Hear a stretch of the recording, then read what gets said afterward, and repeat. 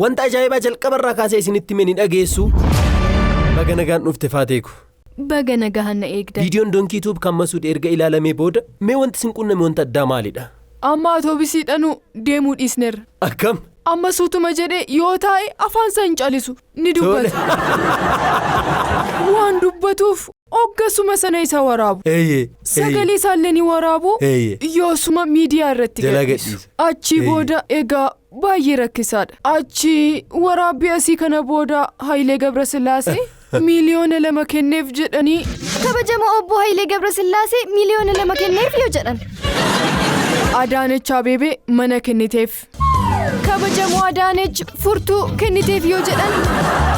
Achi Yirgaa Caffeedha ammoo maalinni wanti haasa'amaa jiru kuni siif kennameera moo nu dhoksaa jirta naan jedhu.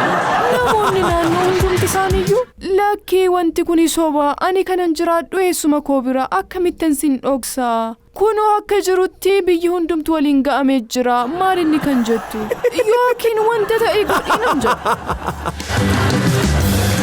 Kanaaf ati badhaasa Donkii Tuub irraa argatteen alatti wanti argatte kan biraa tokko illee hin jiru? Hooma wanti nani argadhe tokko hin jiru kan Donkii Tuub irraa nafee jechuudha. Tole egaa amma Masuud akkuma argine sammuunsaa hedduu ajaa'ibadha. Gara fuulduraatti mee maal yaadduuf? Egaa Allah naaf yaa eeguun jedha. Erga har'aayis isumatu eegee asiin isa gahee. Tole egaa barnoota hafuuraa barachaa jira. Bismillahirrahmanirrahim. Alhamdulillahi rabbil alamin. Rahmanirrahim. Maliki yawmiddin. Iyyaka na'budu wa iyyaka nasta'in. Yoom eegalame? Jalqaba erga dhufnee booda Qur'aana galmeessisiisee barachaa jira. Ariitii kanaanii kan akkanatti baruu danda'e? Eeyyee.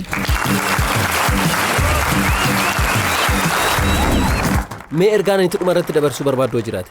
Biiniyaam sadarkaa kanaan kan isa naaf ga'e isaadha. Guddaan isa galateeffadha. Haadhi isaa Ijjig jedhamti baay'een ishee galateeffadha. Kooch Mahammed waggaa 3 kaasee kan naaf leenjise isaadha. Teekwaandoo jechuudha. Isaan akkanatti cimaa kan ta'e. Isallee carraa kanaan hedduu galateeffachuun barbaadu. Ajaa'iba! Shoonti ishees jira. Shoonti ishee dhufeera? Isa waltajjii irratti waa miidha agarsiisa.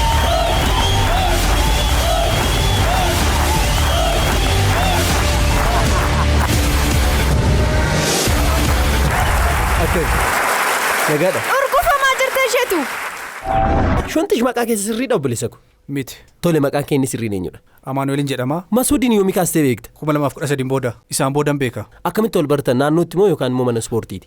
Magaala keessatti nan beekama. Bakka hin taa'etti Shoonti kan jedhamu si naan jedhe. Masuudiin kan akkanatti qaxaleessa taasise maalidha jettee yaaddame? Daa'imummaatti bilisummaa argate. Beeka yeroo isaa magaalaa bahee saamiqatti akka galuu danda'u. Magaala keessatti nama ni kabajaa. Magaala keessatti nama baay'ee jaalata.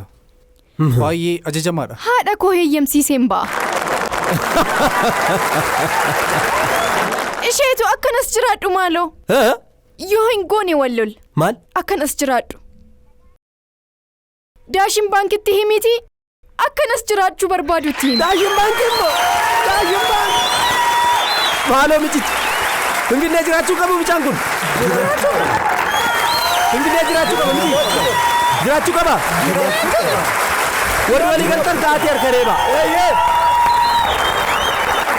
Kiristaanaa fi Musliimni Yirgaa Caffee irratti wal jaalatu moo akkami? Itoophiyaan jaalala kan beektu. Sawaddo yaallabbat Islaam Kiristaan.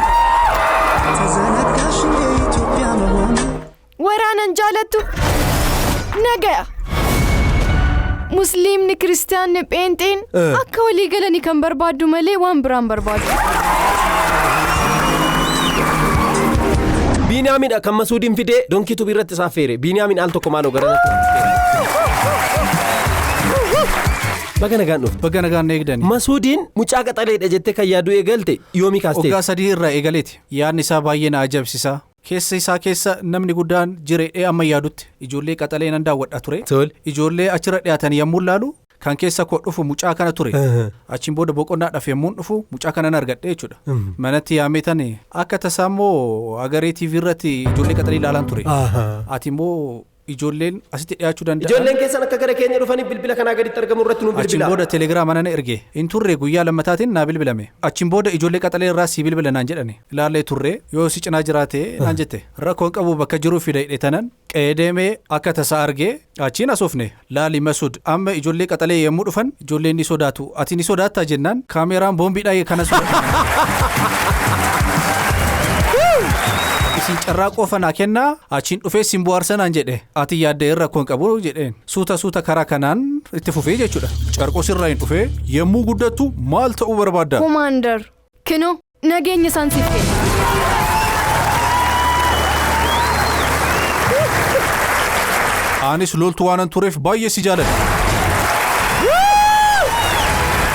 Baay'ee si galateeffamna tajaajila keetiif.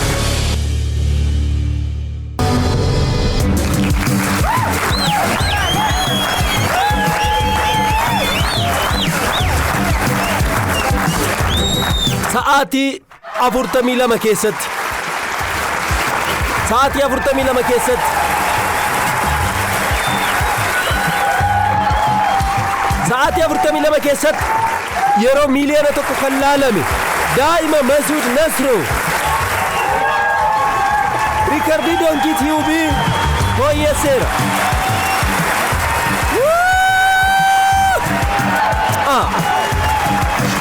Tole. Zeemaatu.